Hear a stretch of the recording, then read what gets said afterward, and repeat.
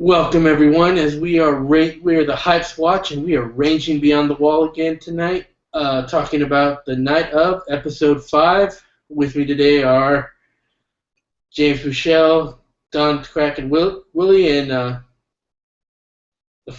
the Kraken Wit and Don Willie. Let's let Don Willie go first with the introduction. Don Willie.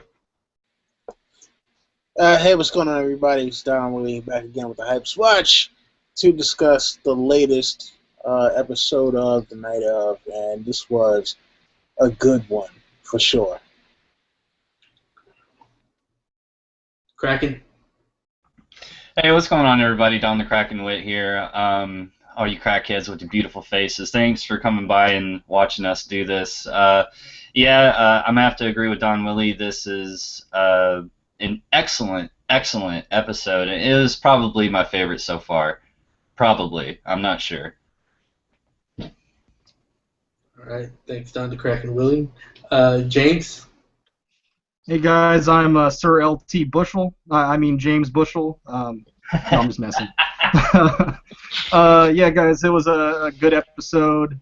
Yeah, it was a good episode. I really enjoyed it. There was a lot of tension, especially towards the end. And we actually maybe got some clues on the suspect, so let's get it going. And it appears we might even have a special guest, and Sweet Way Out Team. Take it away. Hey everyone, I'm not visible today, so I'll just be a ghost hanging in the shadow. Like gorillas in the mist here. All right, so let's go. Let's move on. First, let's talk about. I want to talk about Nas and his whole everything that went on with this episode. He seemed to evolve in this episode. So it starts out with first we get that his dad is still being threatened by his workers that he might get they want to charge him with grand theft, and their reasoning is just that he's gonna have for life anyways. What's 2 more years? So I guess they're assuming he's guilty. His dad's saying no, they're going back, or he's standing by his son's side. And then we get to Nas in the prison. We see, well, the guy didn't get shanked, but he got the shit kicked out of him, and Nas gets to get a little revenge on the guy who threw hot oil on him, and he gets to beat the crap out of him. And from there, we see Nas seems to be buddying up with what's his name? Freddy. Seems to be buttoning up with Freddy. And he has some kind of strange transformation later in the episode, too, where he just shaves his head. Shaves all his hair off and looks like Don the Kraken Wit and Don Willie. And then you see him like talking a little bit more to Nas, a little bit more to Freddy, becoming more friendly with them. And then we finally get a favor asked from Freddy where he asked for an 8-ball request to smuggle that in, and Nas says at first he can't do it because he's never done it before, but he's like, okay, I'm going to be a trooper and go ahead and go through it, and which he does when he gets a visit from his lawyers, which we'll talk more about later. But for right now, let's James Michelle, tell me what you thought about Nas this whole episode and maybe his evolution that we're seeing going on here. Any key details you saw? I mean, the evolution is definitely interesting. I mean, obviously, they're going with a prison sentence, or being in prison will definitely change you no matter who you are going in, whether what you did was real or not. Obviously, we're seeing Nas go down a dark path, and if it's true that I hear, I heard some people saying, the ending is going to be bittersweet. Well, then maybe something bad's going to happen to Nas with this whole thing he's going on, this whole trajectory he's going on. Maybe he ends up shanking someone. Maybe he gets free from this murder and ends up being put away for another murder. Something along those lines. I think is maybe the kind of the path we're going here. A very interesting thing, obviously, was the blood. You want to talk about the blood tox report now, or are you going to be doing a special segment for that later? You're muted, Jerry. No, I'm going to be talking about that later with both the defense and the prosecution. Okay, so yeah, it's very interesting to see his evolution, and I can't imagine swallowing, cocaine that came out of a lady's nether regions was a very pleasant experience, but one he had to do nonetheless to garner. I mean, if he didn't do it, there was going to be ramifications. So, yeah, it's very interesting. I enjoy this whole prison segment. It definitely has some Oz in it, and it's interesting to see the power dynamics and what kind of things can happen to you if you're under the sway of another person. So, yeah, I enjoyed it. Thanks, James. And what did you think about Nas' evolution here throughout the episode? First off, the first thing that you mentioned, like we knew he was going to be brought up again, the three cabbies and the charge, charging Nas with stealing the cab. But I'm sort of surprised, like they only had 2 episodes left.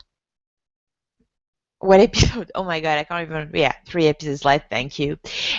So I'm surprised that they like. I don't really know if they're gonna make that work out in only 3 episodes. I was expecting them to actually do something about it today, that we would see a bit of the repercussions. But yeah, I was not. I know it's the first time I'm participating to the review with you guys, but you've heard my opinion when you did the review of the first 2 episodes. I thought, well, the most likely suspect at that point is Nas, and I think what's interesting is that here in that episode, like, it sort of becomes something possible that Nas might have done it. Yeah, we do see a lot of his new character that we didn't thought before. Maybe this character was always there, that we just didn't know it before. This could be the character that could stab a woman 22 times. Yeah. I don't know. Yeah, and again, I'm not really sure. I mean, I don't know. Like, one thing I really not like about Nas in the first episode was that, he was so much of a follower. Not, I can understand, like, you would do anything for a beautiful girl, but he was not acting according to his own ideas or principles, but he was just following her in whatever she wanted to do. And, like, here, I don't know. I don't know if he's just, I don't know how he feels about what he's doing, embracing that old thug, like persona and mentality that's part of him, or if he's just reverting to, being a follower again.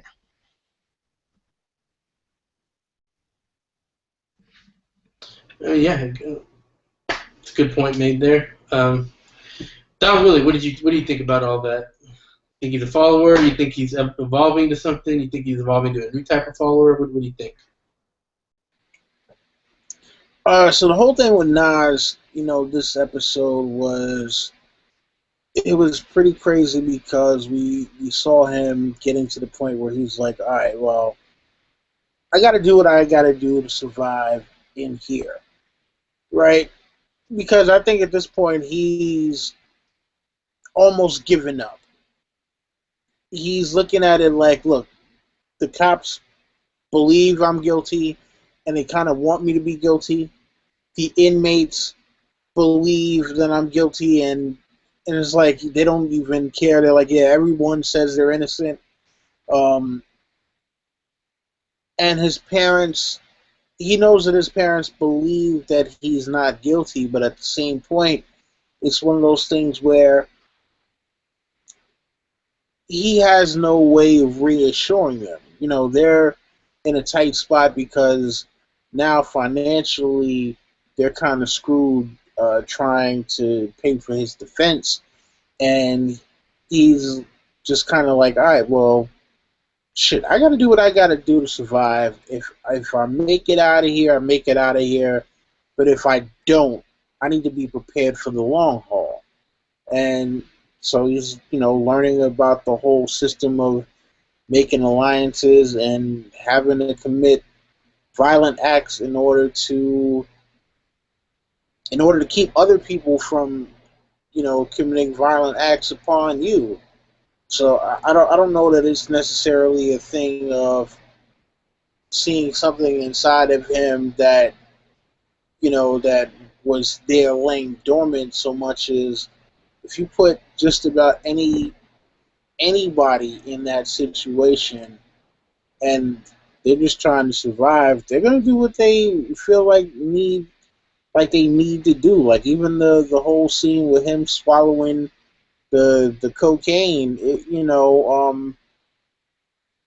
Look, he had this guy save his life, and he knew there was going to be a price to it. I mean, it's either that or look what happened to his arm. That's going to be a reminder for a very long time. Even if he gets out of there, that's going to be probably one of the biggest reminders that he'll have to look at every day. Is that big burn mark on his arm from the months that he spent in jail. So yeah, I mean it's not looking good for him right now. But if I were in that situation, yeah, I probably would do some of the same things that he's doing, only because, like, listen, you know what? I'm not ready to die, so you gotta do what you gotta do. All right, surviving. Done. Kraken. Don Kraken. Having trouble with your name today, but see what you got to say about Nas. It's all good. I called it out last week about his little transformation. I remember saying, I was like, he just looked different to me. Like I got a little bit different feeling from him, even going back as last episode. So seeing him do all these things, the transformation of Nas in this one episode, it just made sense to me. I kind of felt it coming.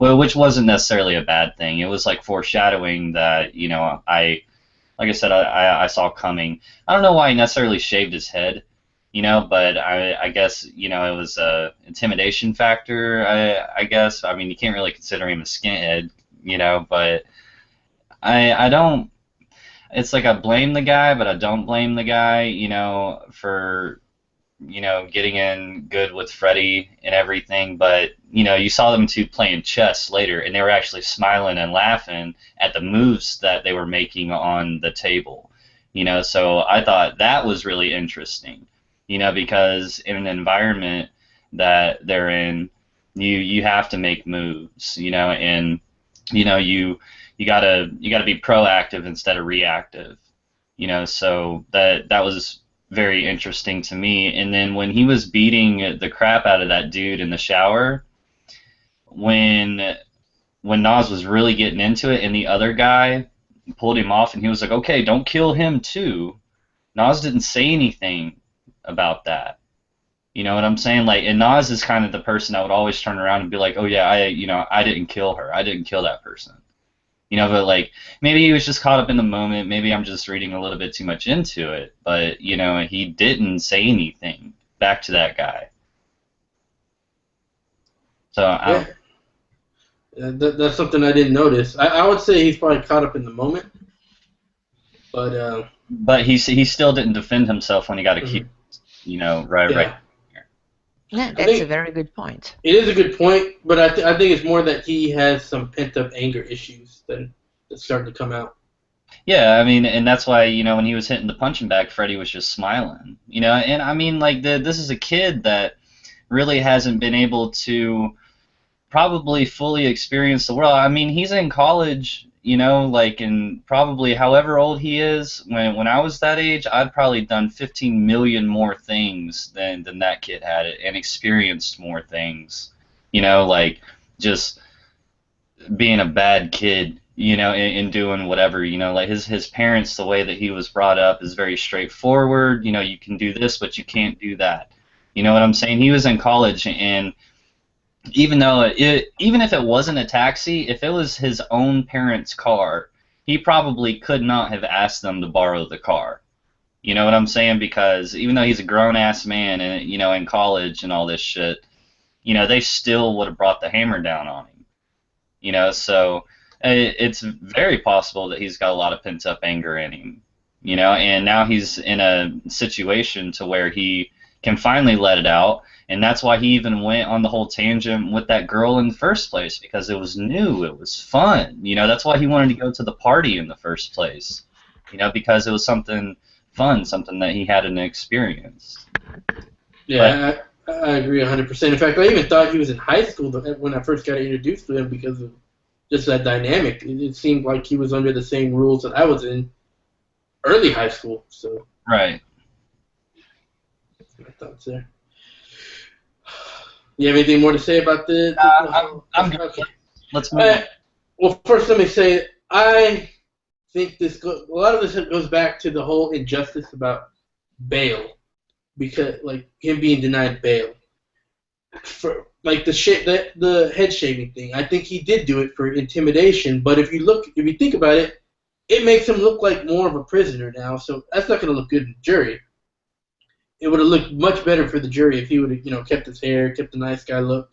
Now he's kind of coming in with a little bit of a thug look, and I mean, it just goes back. He wouldn't have had to done that if he would have just got bail like he should have. And then you see it again where the issue where he's talking with his lawyers, and instead of worrying about preparing his case, he's worrying about smuggling some cocaine. I mean, these are things he shouldn't be having to worry about. He should be worrying about his case, but as you see, because he was denied bail, he's got a whole another. Instead of being able to focus on, doing his defense, he's got to worry about surviving, which is I think goes back to the injustice of bail. Anyone have any comments on that, or if not, we'll just move on. No comments Yeah, except the fact that I agree. Well, yeah, look, if you look at the whole thing with him shaving his head, if you look around, everyone in prison had their head shaved. And I think, part of the thing is not only the whole intimidation factor, but it's like, hey, you know what? What happens if for some reason somebody decides they don't care about his protection from Freddy and he gets into, a fight with someone? Part of the reason why the military, when they go in, they make you shave your head, because it's like, hey, if you have to do any kind of hand-to-hand fighting, you don't want something that somebody can readily grab like that. So, yeah, I mean, I think that's part of it. The intimidation factor might also be part of it as well. But again, he's trying to adapt to his surroundings, and like you said, Jerry, had he gotten bail, then yeah, he wouldn't have had to go through any of these particular circumstances.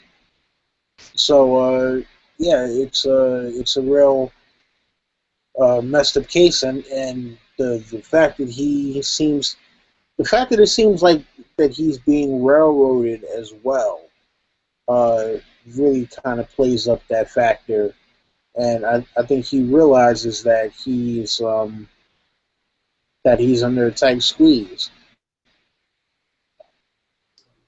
All right. All right. So let's move forward. We'll talk about what the prosecution was doing with during this whole episode. We start out with Box talking about how this is going to be his last case. He's retiring. He's putting it up, and he doesn't know how DA doesn't know how he's going to move on. The DA asked him to map out all of Naz's night. So we see him map out, gives a refresh of how his night went, kind of verifies all of Naz's story. And then we see the DA interviewing the guy in the street, the black guy in the street. He's being very hostile with her, not giving her much information. And then we see one of the kind of most disgusting things in this episode, where we see, and I don't mean just the dead dick. I mean the obvious corruption that's going on between the forensic and the DA, where they're basically saying like, well, what do you want me to say? Not what the evidence says. What do you want me to say? Which is pretty fucked up when you have inconclusive evidence. And then they get real excited when they discover that Nas has been taking a speed drug, and that's where we're left with the prosecution. So let's start with Don Willie. Don Willie, what did you think about this whole how the prosecution is doing its business? I mean, well, look, from Box to the DA, it just really seemed like they had a narrative in their head, right? You have the kid who picks up this random girl, goes and does drugs with her, rapes her, and kills her, and tries to escape. And that's all they had in their head. It was like open, shut. All the evidence says that, and no matter what comes up, that is how they are going to drive things in their own mind. That is the way that they're going to see it, no matter what. And just the whole thing of the DA kind of leading the coroner that way, because she gave him the two options.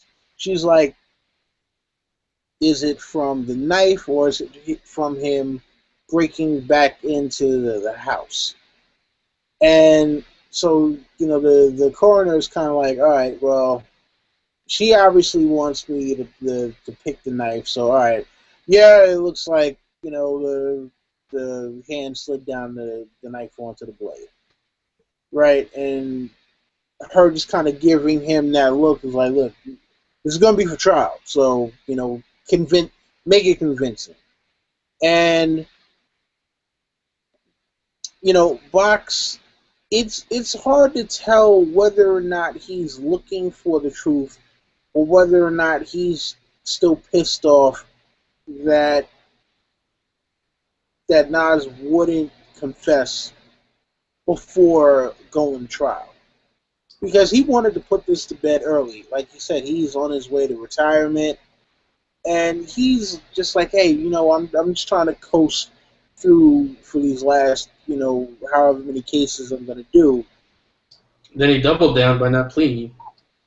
Right. And so now it seems like, oh, well, if he's going to make me work, I'm going to make him pay for making me work. But at the same point, it's one of those things where you don't know where he stands on this whole thing. It's like, is he actually trying to see whether or not Nas did this, or is he stuck on, this is the narrative I have in my head, and I'm going to use the evidence to prove what I already, the assumption that I've already come to, or the conclusion that I've already come to. Because if you see with the DA, when she saw the thing of him with the cab and two guys got out and then she got in, she was like, boom, we got him. There we go. It's the motive. He was waiting for a random girl to come in so he could kill her. So I don't know if Box is there yet, but it doesn't seem like he's far from it. So That's another thing I saw. Like, how do you talk about, like, jumping to conclusions? Like, a spin, you're like, I got a spin story now. From what we all saw, the reason he's, like, told him to go, yeah, because he had a party to go to. But the reason that he didn't tell her to go is because of how she looked, very attractive. It's like, you don't kick an attractive girl just to the curb for no good reason. And you know what, Kraken, take it away. About we're talking about the prosecution here. And Well, their whole thing for the episode. well, I mean, I was just laughing at you because I was like, I've kicked plenty of attractive girls to the curb for no damn reason before. So At the beginning, not before they start acting crazy. correct. But talking about Box, I think the whole retirement thing is, I don't think he's sold on this case. I don't think he's convinced that Nas has done it.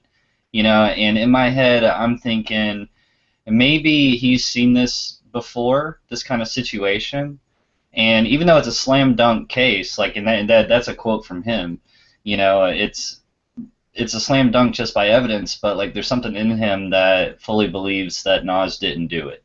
Like there's something that isn't adding up. And I think I would feel that way. That's kind of why Stone was kind of so passionate about this as well beforehand, because he was convinced that Nas didn't do it. and I think he still is. But talking about the DA and everything, yeah, that made me so fucking mad with the guy with the dead body. I don't know what you call that guy. The autopsy guy or Yeah, the whatever. autopsy forensics, I guess. Yeah, like I don't. I didn't like that. I didn't like that at all. And like we were talking about in last episode about how there's just so much behind the scenes that we don't even know. Like me and you, like we're never in this situation. We're not about that life. You know what I'm saying? And it's just another nail in the coffin. To just that these people are gonna do whatever they can just to get this case shut. And it just really made me mad, and I was also wondering, I was like, even though she's the DA, I know she's the DA, pack meal coroner, thank you, and like, what, like, weight would she carry over a coroner? You know what I'm saying? Like, could she, even if he was like, no, clearly that is a wound that is, in parallel with somebody breaking and entering, on a glass pane, or something like that. Like, would she have the power to threaten him? You know what I'm saying? Like, she probably has. She's probably like. We got an echo somewhere. She probably is like close with his bosses. Like you got to think her and like the heads of the department, the police department, would be close. So keep going, Kraken. I mean, or James. I was just say, well, who knows? Maybe she's slipping him some money here and there. We don't know the history between them. The corruption is obviously going to run pretty deep here. I mean, we don't know. It doesn't even have to be money that is slipped. It just, okay, if the answer is no, we can't tell the difference, he's not going to be asked to testify like that. Those guys get paid to testify as experts on trial. So he needs to have an opinion for that, and I don't think those jobs are very well paid being a coroner. And I think even without a matter of corruption, just being officially paid to testify is an option. But something as important as a wound that he sustained from either A, doing the murder, or breaking back into the house to corroborate his story. Even Stone and the other attorney, I forget her name. That's something that they could definitely be like, well, we need a second opinion.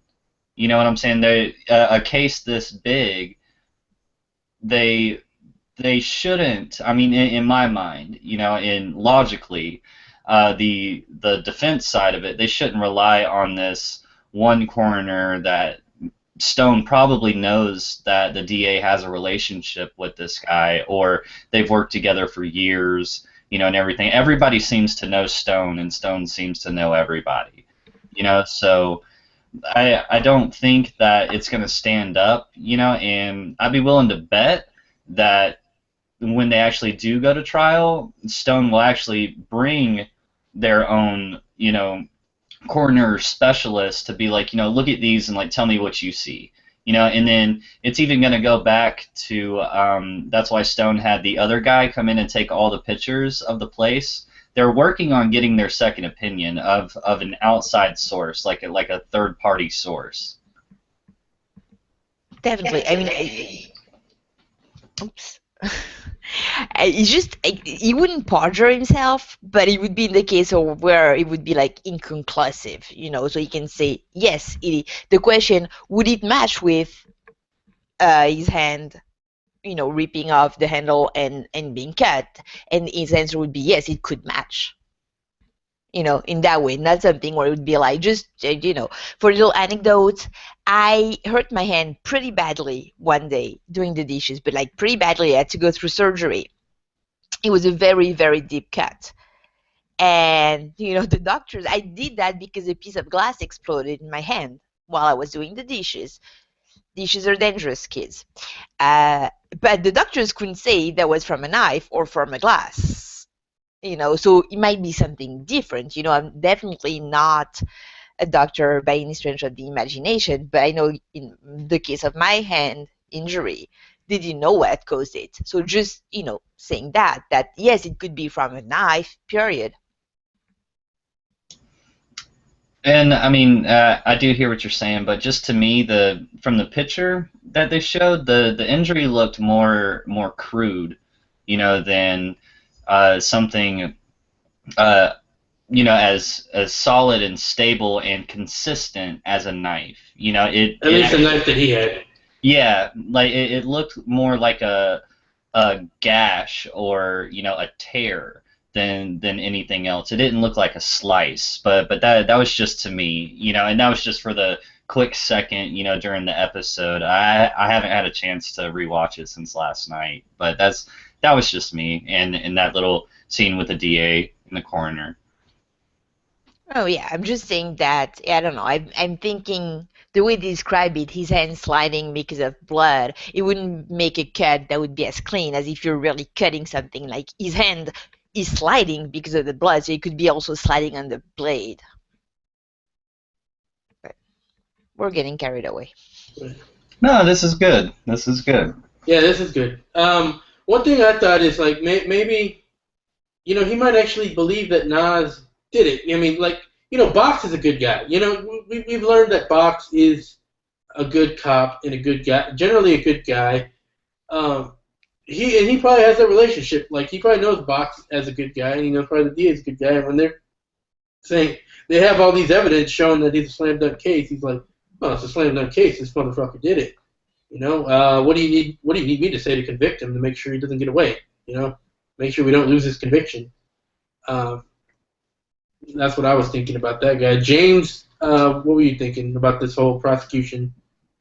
So anything more? I was thinking it was bullshit, and once again, we're seeing the injustice of the justice system, quote unquote. And obviously, we know how Nas got the hand cut, and it's one of those things. I looked it up. A coroner makes around $70,000 a year, so it's not chump change. It's a pretty decent paying job, but they do get paid by appearances in court. They get a professional. They get a payment for actually being a professional opinion in the court of law. So it could be one of those things where he's just like, they have a long-standing relationship. She says, hey, I'll get you on here. You'll get more kickbacks here, and it's once again showing kind of how the justice system, maybe isn't exactly in the best interest of the people involved in these cases. And yeah, maybe it's naivety. I'm obviously rooting for Nas to be innocent, and putting it towards to these people that are in charge of the justice system, because obviously it's an unfair system. So yeah, I'm rooting for Nas, but obviously this whole having amphetamine in the system is kind of a interesting twist, because obviously the people, I don't know, I wasn't completely sure if the ketamine was also in his system, and I'm not sure how those interact, but it's an interesting, I don't remember the exact conversation they had, but yeah, it's definitely an interesting twist here. Yeah, I mean, it was kind of an interesting twist. To me, I was like, well, he's in college. College kids take Adderall. I don't know. Y'all know, but they take Adderall. Speed is common amongst college kids, so that's not a big deal to me. Well, the point is, though, the point is, though, he said he fell asleep. If you have Adderall in your system, it's very difficult to fall asleep, especially if it's coming up. Bullshit! I've done it before. Well, I mean, it depends how it affects people, but I have a hard time falling asleep. Yeah. I mean, it affects people differently, but it's just not a good look at it showing up on a toxicology report when you said you fell asleep. That's all I'm saying. Yeah, it definitely doesn't look good, but I will testify that you can fall asleep almost immediately, like within a couple hours after taking Adderall. So, Anne, did you have any more to add about this whole DA? Well, just the taxi cab part. It's true that they were, trying to find a twist, a way to frame him to show, like, premeditation to add on his charges. But I don't agree with you guys. Like, probably because I'm a woman, but I can see how, even if they did not want to frame him in particular, how that would look suspicious. Just saying no to two guys and then saying yes to the girl, you know. I mean, I gotta admit, I might do the same. I'm like, dudes, I got somewhere to be. I don't know you guys. Holy shit, there's a hot chick there. Okay, let's see where this goes. You Plus, she was know, acting crazy pretty much right away. Like, I think it was, where do you want to go? Oh, I don't know, just drive. Like, that's, it wasn't, she didn't seem to be in immediate danger or something, or really in a rush to go anywhere. Like, nah. I don't think the thought. I mean, I don't think having the thought that that was the case is bad, but I'm saying they went on with that was what happened right away without any question. Like they were saying that's what was the case. Like they didn't have a thought of, oh, maybe it's something else. But no, they just said that's what the case is. It's premeditation. We're getting him for first degree here. He's a stalker and a rapist, and that's the first thought they had. Like they should have said that was it can't be just because he's horny. Can't be that. I mean, well, listen. You know what, James? I don't know what's been going on with you tonight, but you seem to really be railing against law enforcement. Do you happen to have a problem with law enforcement, James? Because you have really been railing against the system. And, in these days and times, you were either with us or you were with a terrorist.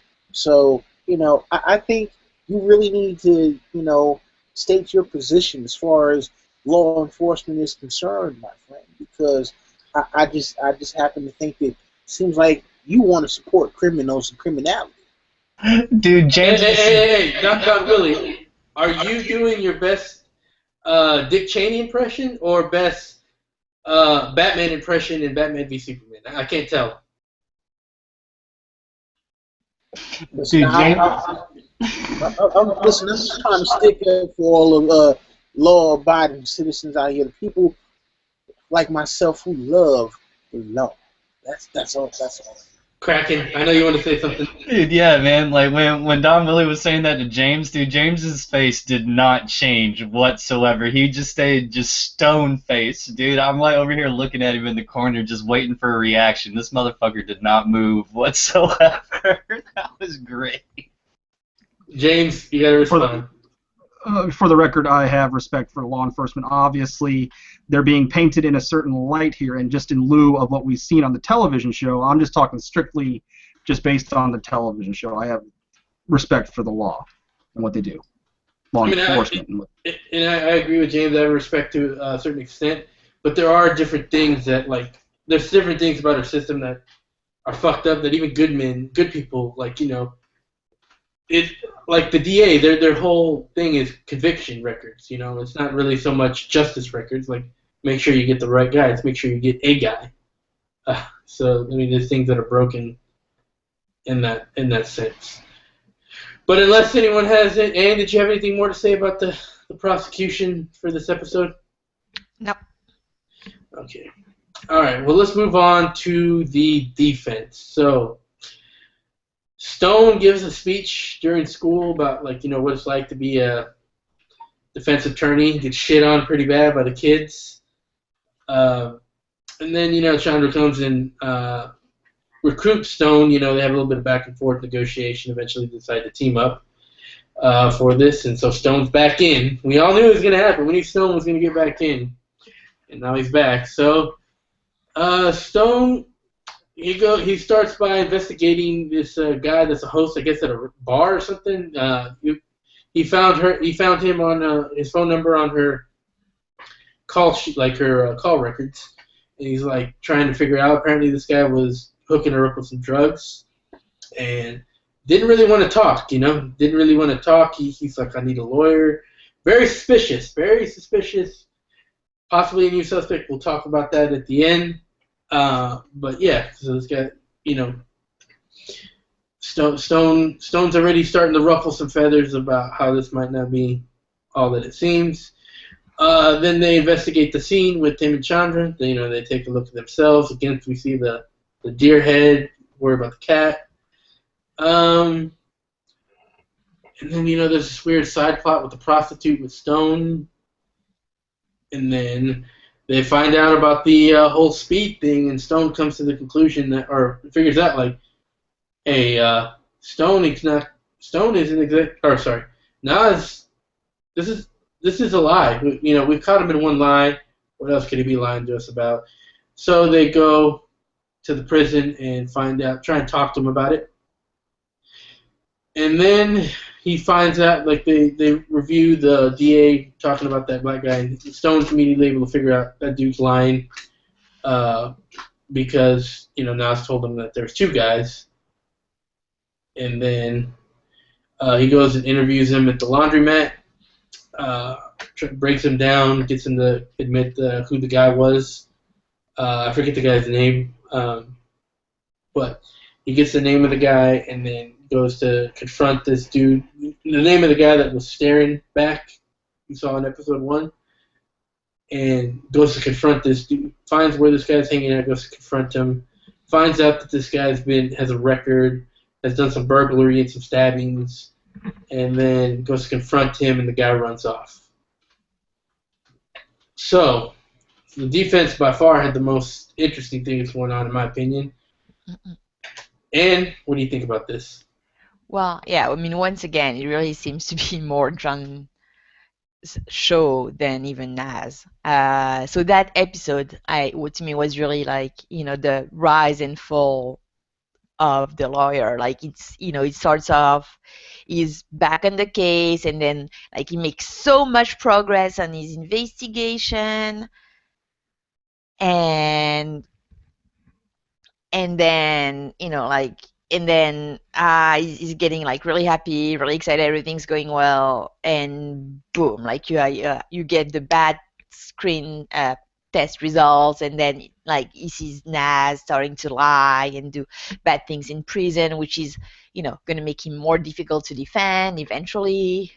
And then the little scene with the prostitute at the end, like the old Viagra scene where it's all like, it's really like is up and downs.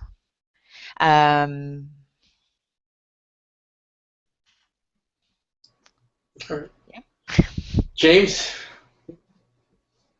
Are we talking about up to the whole episode, like the end? Yeah. Everything from the defense. Okay. Well, really anything left, because I mean that's all that's left. The John Stone stuff. Yeah, there's definitely some filler that we could go without, definitely. But I think it's just there to kind of show his imperfections and that he's not exactly the greatest person in the world, but he's just a normal guy. Sorry, it's just like the last episode when we saw the prostitute, I thought it was a little bit of a filler, but in this one, like, to me, it felt like he was participating to his internal journey, so I didn't mind it as much as last time. Yeah, it's there to show his imperfections, and the whole stuff. We can finally stop calling him Angry Glare Guy. His name is Dwayne Reed, and it's interesting. It's definitely John Stone. He figures out that he was lying. I forget his name in the show. I think his name's Tyrone Williams or something along those lines. The other guy that was with Dwayne Reed at the scene. So it's interesting to see why is he covering up for Dwayne? Why is he lying in the first place? Did they try and break in? Obviously, we got the broken back door. Did something go wrong? Are they witnesses to something if there's obviously something that's going to be paying off with these guys. And the last scene was definitely full of tension. I was wondering if at the end Dwayne, if this was going in a way different way we thought it was going to, and frickin' Stone was going to get shot in the head or something. But I guess that's going to be a to be determined. But it looked like in the previews that's not going to be the case. But it was definitely full of tension and suspense. And it's interesting that John Stone did the same thing that the DA did when they found out that Nas had amphetamines in his system. They both took down the good boy sticker they had on pros. Well, he had it on pros and they had it on cons, so they both tossed that. And and him confronting the drug dealer, that was also interesting. We see what kind of tactics John Stone uses to get results. They aren't exactly the most legal ways of getting results, but hey, he gets it done. So obviously there's going to be something involved with this drug dealer that provided the ketamine to the woman that was the victim, and also with Dwayne Reed. So I think there's something coalescing here in terms of the events that happened that night, perhaps. So yeah, that's what I thought. All right. Kraken. Talking about the defense and Stone, I thought it was wonderful that he did get the third party guy, the Stone guy that Stone knows, to come in on a flat fee and take pictures of his professional opinion, of what he thinks that he needs to take pictures of, his own personal way of looking at a crime scene. We haven't heard back about that blood that was found on the outside. It may just be a squirrel's. We don't know yet. But what if that blood comes back to be somebody else's, not Naz's and not the girl's? Somebody sent me a text and asked me a question. They said, how are drugs not found in the girl's system but in Naz's? They were found in your system. Yeah, I was going to say. Right, and Stone with the whole rehab thing, even if they haven't completely flushed that out, I think it will come to light, and they're probably going to find a lot more in her system than in hers, and be like, dude, this chick was just fucked up. They found the ketamine in her system, which that drug is like, that shit puts you out. Right. It's like but I don't know per se, but they used to take like a bottle cap, and fill up just a bottle cap worth, like on your bottle that you're drinking right there, James, and fill up a bottle cap worth and drink that when it was liquid, so yeah, it would really fuck you up and knock you out, but they showed that fucking deer head again, and like there's just like, like when they first get to the house, they showed the deer head again, and like there's something in there, like not something like physically, but like there's something that has to do with that. Like I'm convinced it's in the opening, credits, the intro to the show. Like I'm just really convinced that has something to do and with the case, and they're going to figure it out. And I like how you guys said that they had the same thing written up on the boards, but one was for the pros and the good boy was for the cons. I just thought that was very interesting, how they did that. But if I'm not mistaken, we do get the trial next week, don't we? I'm not sure, but we'll talk about that in a little bit. But Don Willie, what do you think about? Hold up. I also wanted to. The cat has something to do with it. I've seen a lot of theories about the cat, but then when the guy was taking the pictures and he kept trying to shut the gate, I was just like, interesting. You know what I'm saying? Like even after all these cops and everything have completely ransacked this place, and they still haven't even been able to officially lock the place down.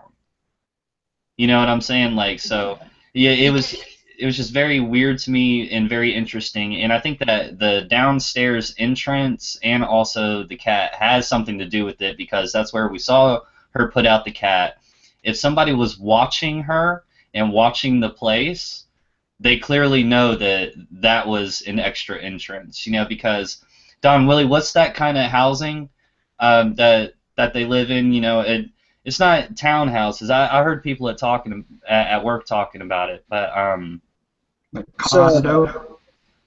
No, brownstone. Brownstone. That's exactly what it was brownstone. So like you would have to literally Spider-Mance all the way up, and like get through a window, on this third tier to get to her, which I really don't see happening.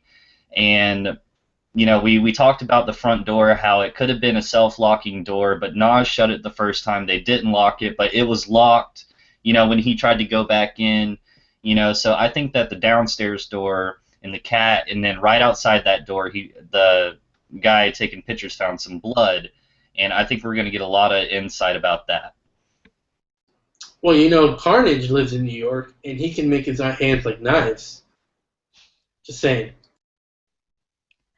But yeah, going back to the cat, I can't remember the episode, but I think the first time we see not the first time, The second time we see the police come in and really investigate with the forensic, there's the lawyer. He lets the cat in. He feeds the cat, and doesn't he see the cat outside afterwards? Again? Like, Yeah, they let the cat back in the house when. yeah, but and then it's like the cat left the house on his own. No, I'm maybe making that up. No, the girl put the cat outside the very first episode. Yeah. Then Stone brings the cat back in, Right. feeds the cat, but then at the end of that episode, isn't the cat back out again? Like he left just pushing the door? Not that I remember. Okay, I might be making that up. Sorry. No, you may be right. I just don't remember it. Does anybody else or anybody in the chat room, do you guys remember that? Actually, I have a question. So, a couple of episodes ago, we were all wondering about who was the guy that the stepfather was talking to at the funeral. And it's just, is there any chance that it could be the guy that we met this episode that sold the drugs to the girl? Is there any chance it could be the same guy? Oh, I don't think it's the same guy, but he might have a connection to him. We don't know enough about him to really tell. It wasn't the same guy. Yeah, but there could be a connection. We never know. We never know. All right, Don Willie, what do you got to say about the defense for this entire episode? So the defense, it's pretty interesting their way of going about it because, even though I believe her name is Chandra, even though she is officially like his lawyer on the case, really John Stone is the one doing most of the work, it seems like. And even when they got the whole toxicology report and he's explaining what everything does, she's like, well, how do you know that? He's like, I'm a lawyer. Like, I mean, but then again, John Stone defends, the what people would consider to be the dregs of society for the most part. So, he's defending prostitutes and drug dealers and whoever else. So, yeah, he's pretty much more aware of this stuff than people who just don't defend social lowlives. So, for him, he's, trying to delve deep into the world because there was a certain point at which he thought Nas was guilty, and now he doesn't think that Nas is guilty, at least for the most part. So he's trying to figure out, how do I prove his innocence, or at least if I can't prove that he's innocent, how can I get a not guilty out of this? So he just is trying to find any way he can to derail the prosecution's case on this one. And so he's doing his job on that one, and it's just kind of funny because, his actual prescribed lead attorney is kind of in over her head because, her boss just wanted this to be a quick thing, like, oh yeah, just get him to plead or something and we're done with it. And, him going after Trevor, that was the guy's name, was like Trevor Smith or Trevor something, I forget what the last name was supposed to be. Him going after that guy and getting him to admit that, yeah, he wasn't alone and that he happened to be hanging out with a guy named after one of the most famous pharmacy chains in New York. That was the craziest thing, too. He was like, yes, it was Dwayne. Dwayne what? Come on, what's up your last name? Don't know his last name. Oh, Reed. And he just looks across the street and he's like, oh, really? Just you're just gonna do that, huh? And oh yeah, and apparently, thank you, James. This guy's name was Trevor Williams. Yeah, so yeah, he's not related to me. Just remember that, all right? But Yeah, that Trevor was Willie. yeah, that was just kind of crazy that John actually went after him like that. I'm like, dude, you already know the guy has a lengthy rap sheet. He apparently likes using knives, and you're gonna go after him, empty-handed. I, I don't get it. I mean, I've never met a lawyer in New York. Look, there are certain times where, unfortunately, you have to suspend disbelief, and this was one of those times because I couldn't see any lawyer in New York, no matter how much a part of the streets they were, deciding I'm going to go chase after a violent criminal on my own. They would have called the cops, or they would have called in some backup, like Saul Goodman or something like that. Not by himself going into the back of a bodega. I don't see that happen. Yeah, But he need Bill Burr to help back him up. yeah, man, and it was kind of crazy the whole thing with the cat. So obviously the cat is going to play some part in this. I don't know what exactly the cat is going to prove, but come on. We all like cats here. We didn't want to see the cat get euthanized, so eventually, that cat somehow is going to prove something.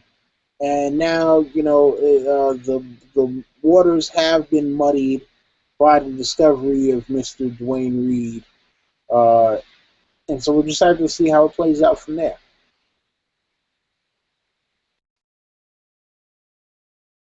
All right. I mean, so my take was, yeah, so this is also another kind of jacked up thing about the kind of the criminal system. All the cops' resources are being, tunneled towards Nas. I mean, you could say, what? Well, Stone, what are you doing going to confront that guy? Who else is?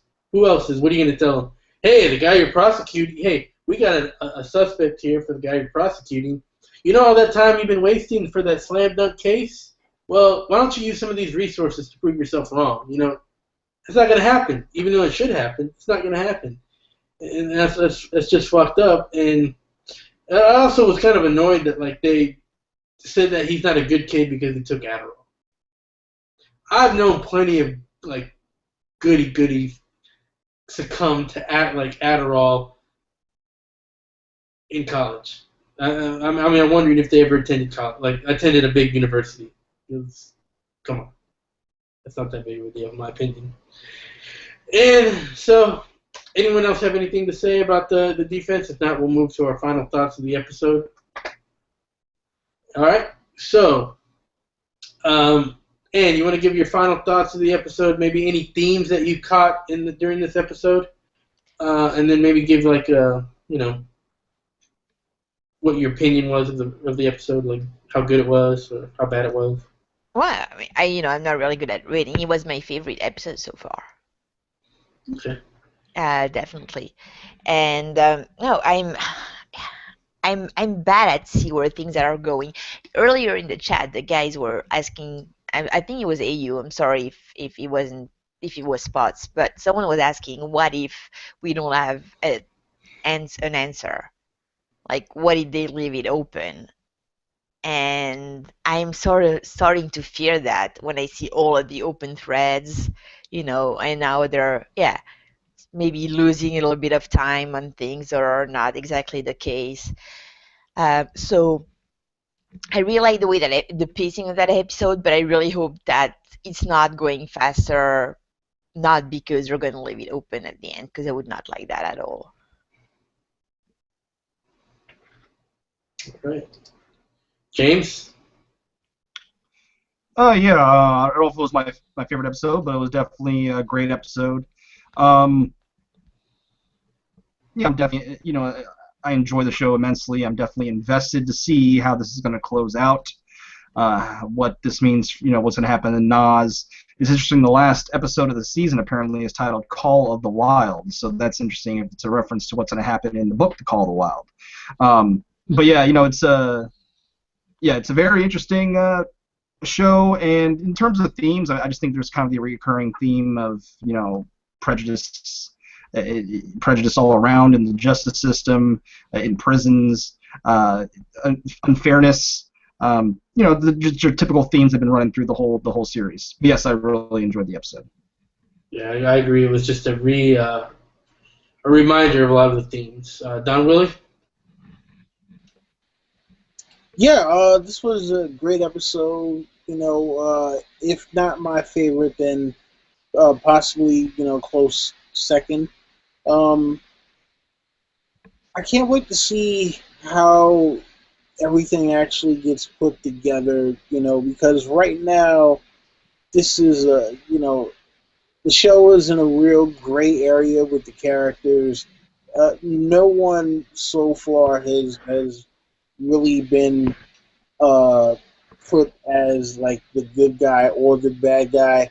Everyone at one point or another has been the hero or the villain, and I do absolutely like that. And uh, being from New York City, I like the way that they actually did use locations in New York. Like one of the cool things was like when Box was mapping out his night.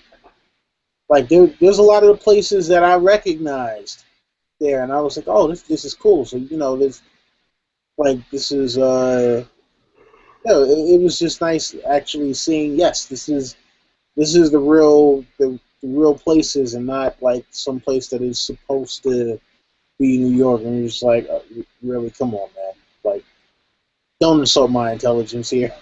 So, yeah. As far as themes are concerned, I think it's the theme of just kind of evolving, but also how alliances and how moods are fluid. Not everything is static, and one day you can feel one way about something, and then you get new information or something that happens and changes your entire perspective. So I think that theme actually played out here heavily, especially with Nas having to deal with his situation going forward. So can't wait to see what they do next week. All right, Kraken. Last episode I said that I loved the episode. I've loved every single episode, and somebody like jumped down my throat at work. I was like, I'm not saying I didn't like it. I was just saying that it was my least favorite, so far. But this one in particular, I think it was a 100% step in the right direction. There was a lot of people in the chat room earlier that were saying that there was a lot of character progression in this one particular episode, from a lot of different angles, from a lot of different people, and I completely agree with that. And I think it's borderline a unanimous decision around here that this is all of our favorite episodes so far. So I agree with that. It's my favorite episode so far. I didn't really go as far into as thinking that there was a theme, except for maybe just transition, character progression. There's only 3 episodes left, and they do have a lot of ground to cover. And they made it kind of seem like that the trial is going to be next week, but then I could see them doing the trial in one episode, but then what are we going to do for the next 2? So I'm just really curious. I'm hooked into it, so I'm sold on it. This is a great episode. I've been preaching it to anybody and everybody that'll listen to me. I'm like, hey, this little mini series with 8 episodes, it's fantastic. So I don't know. I just I can't wait till next Sunday, and it's filling my void right now of like it's my show, it's my thing, it's what I have to look forward to on Sundays or like Showtime night. Like that's what I'm doing. So it's definitely filling the void for me. Jerry, stop yawning, dude. Am I boring the shit out of you? Like, what's going on right now? Yeah, man, you're fucking boring, dude. Jesus Christ. All right, well, on that note, fucking crack out this bitch. All right. Well, now I don't know if it was my favorite because I really love that first episode. I just love the whole how ominous it was. But it's definitely been my favorite out of the last three. It was an excellent episode. And now let's bring us to our final segment. Who done it? Who done it? Who do we think has done it? Don Willie, who's your number one suspect here? After the new information that we got tonight. Or last night, actually. I mean, listen, I'm still going with, you know, the guy who finally got named to Dwayne Reed. Dwayne Reed. I can't believe I'm saying that, but I can't say it with a straight face because I've been Dwayne Reed every day buying, you know, freaking pastries or a bottle of water. So thinking that there's a killer on a TV show named Dwayne Reed. Cracking. Who's your number one suspect? You know what? And it's so funny, Don Willie. My work mom, she sits right next to me. We have the same exact schedule. We've been working together for like 2.5 years now, and I turned her on to the show.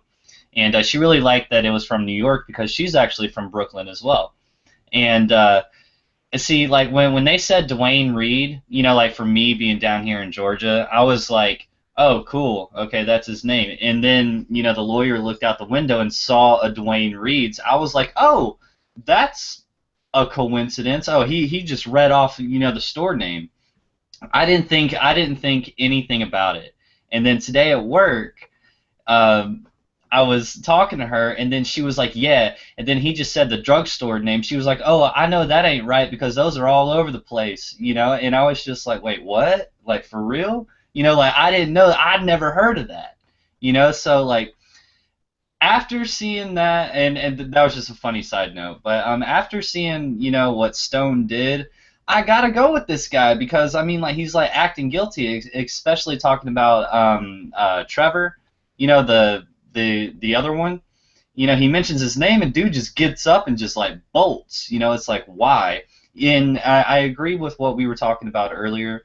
It may have something to do that's related to them, but right now I'm leaning towards him, you know, just by his actions. But I'm not going to cut out the angle that Stone is going with the drug dealer, the server, you know. So that is a possibility, but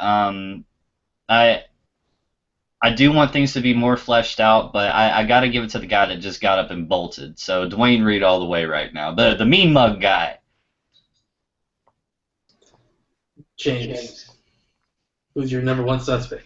All right, I'm going with the bold prediction here. I think that them having Dwayne Reed here, who we've kind of suspected the whole time, just come out and bolt. I think it looks too suspicious. I'm thinking it's kind of a swerve here. You know, we're only in episode 5.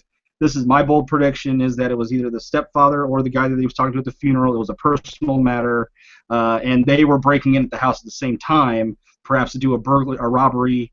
They witnessed what happened, and the person that was killing the female, you know, offered them money or something, or a lot of money or something along those lines. That's why they didn't say that they were together at the or that's why Trevor said that he wasn't with anyone when he was spotted there. So I'm thinking it's something like that. That's my bold prediction. All right, that is bold. All right, Ann, we know you're Nas's number one hater. Who do you think? Who's your number one suspect? Is it Nas or someone else? Thank you, Jerry. Thank you for killing my thunder. So yes, I will have also, like most of those guys, to stick with my number one suspect from episode 1, which is Nas. Like, to me, it's still the best suspect. Nas did it. I don't think it was intentional. I don't think it's yes, stop laughing. I don't think it was premeditated. I don't think it was. Oh my God, you have no idea. Those guys are just typing that I'm crazy in the private chat. But the way I see it, he got way he took in way too much drug that he couldn't handle. He was playing the stabby game with her. Even like he stabbed her hand, and he wasn't even freaked out. He could still have sex. So I'm saying they had sex. Right before sex, they took even more drugs. Then she wanted to play stabby again. That went wrong. He blacked out. I'm totally. I think it's totally possible that he blacked out that part from his memory. But I think, she asked her, like, he wanted to play more stabbing game. That turned bad because of the drugs he had taken. He sort of blacked out, took a shower, ended up downstairs, woke up, couldn't remember anything. No blood, no shower. How do you know no shower? No blood is because he took a shower. Just quick question with the whole Nas situation, and what do you make of this whole Tyrone and Dwayne situation, with Tyrone lying about Dwayne being there in the first place and then Dwayne just taking off? Do you think that's just random or not related at all to what's been happening? I think it's not related. I think they were up to no good somewhere else. It must not have been seen together because they could be in charge for something else they did. No, but he mentioned that.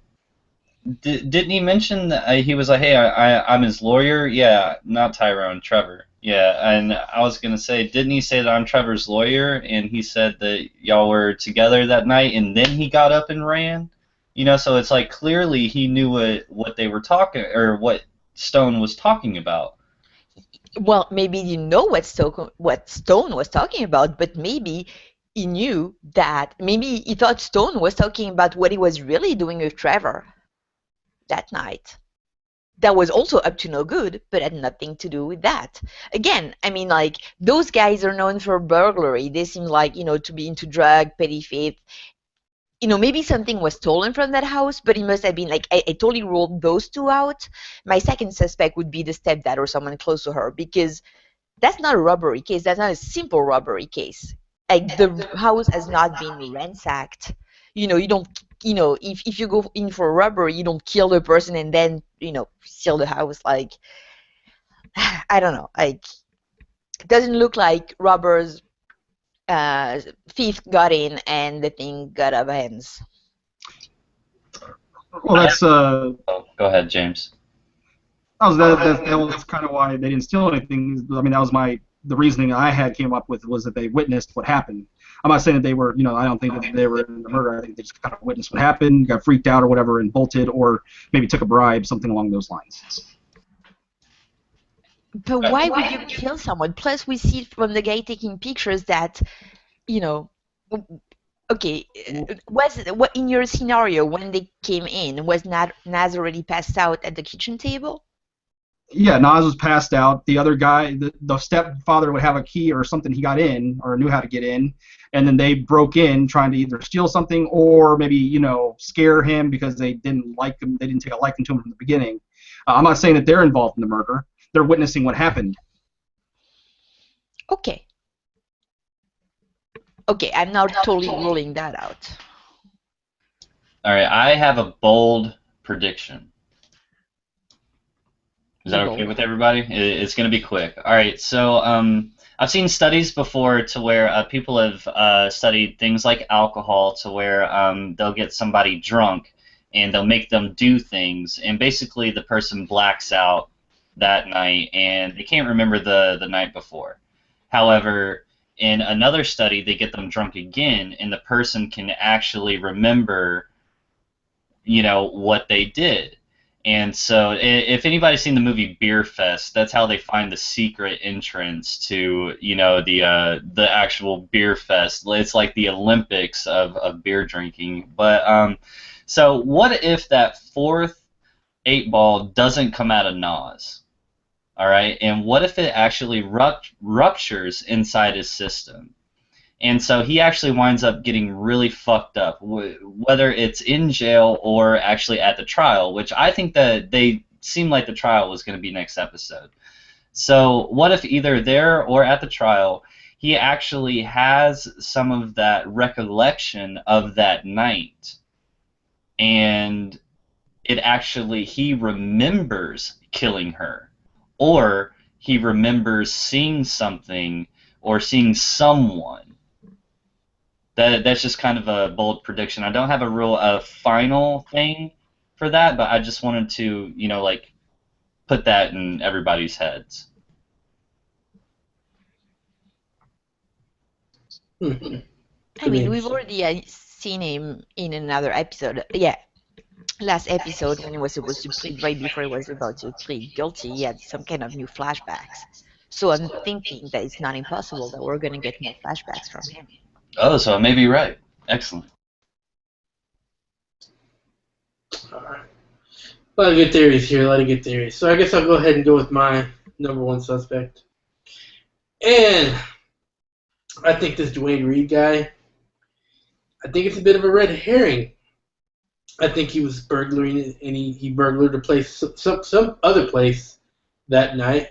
So when Stone came in and told him, I'm his lawyer, that, him and that Trevor guy were burglaring somewhere else. He's like, oh shit, we got caught for that. Gotta get out of here. And that whole stabbing thing is just another red herring for him. And I also think, the stepdad red herring. I'm really thinking it's going to go down something to do with the drugs, like either a dealer or something. And I think the guy that he interviewed that was the host of that restaurant or that bar, I think he has more of a lead of who might have done it. He was very quick to say, he was very guarded, very quick to say, I want a lawyer. I don't want to talk. I want a lawyer. So, I mean, which is kind of smart, but, you're not being talked to a cop. You're being talked to by the defense. So. Well, hopefully they introduce this person soon. With only 3 episodes left, they better introduce him soon. Well, I think we've seen him once, and I think he was on the motorcycle. We just haven't seen his face yet. Okay. So that's my thing. So that will bring us pretty much done for the night. We'll just be doing sign-offs. Anne, you want to start off? It was a pleasure being there, Guy, and see you soon. James? Yeah, it was cool. Enjoyed the episode. Catch us next week. See you guys next week. Don Willie.